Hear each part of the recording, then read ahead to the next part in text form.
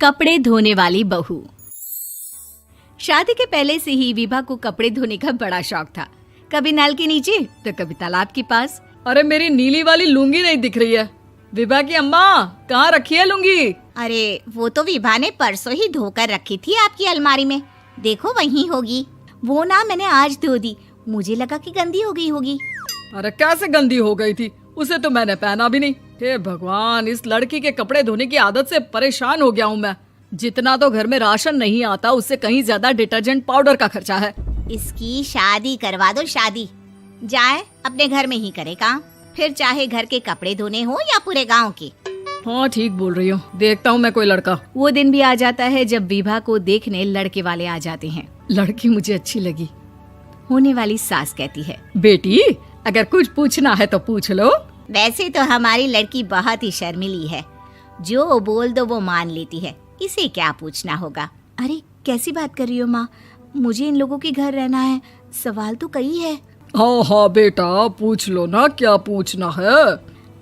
आप लोगों के घर कपड़े कौन धोता है? सास का मुंह बन जाता है।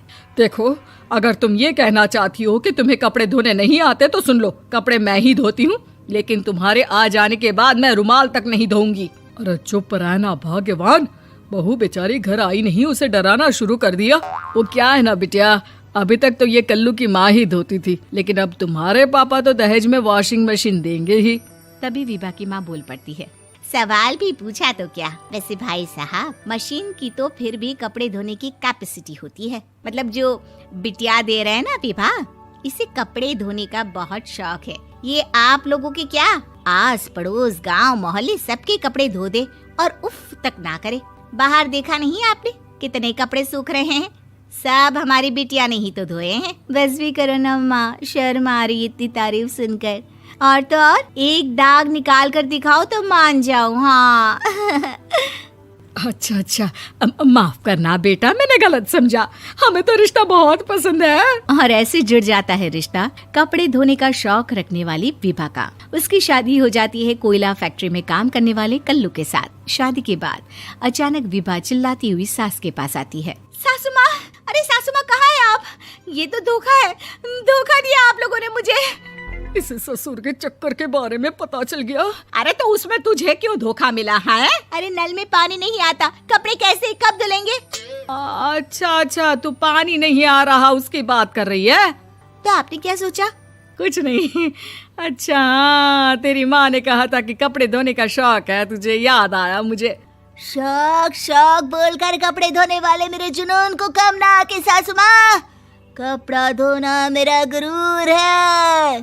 तभी पति भी वहाँ आ जाता है। अभी मैंने इसे सनी देओल की फिल्म दिखाई है, उसी के डायलॉग मार रही है माँ। अच्छा सुन, साफ बता रही हूँ, पानी सुबह 4 से 6 और शाम को 10 से 12 आता है, समझी? विभा टाइमिंग सुनकर हैरान हो जाती है। ये क्या भूतों का मोहल्ला है?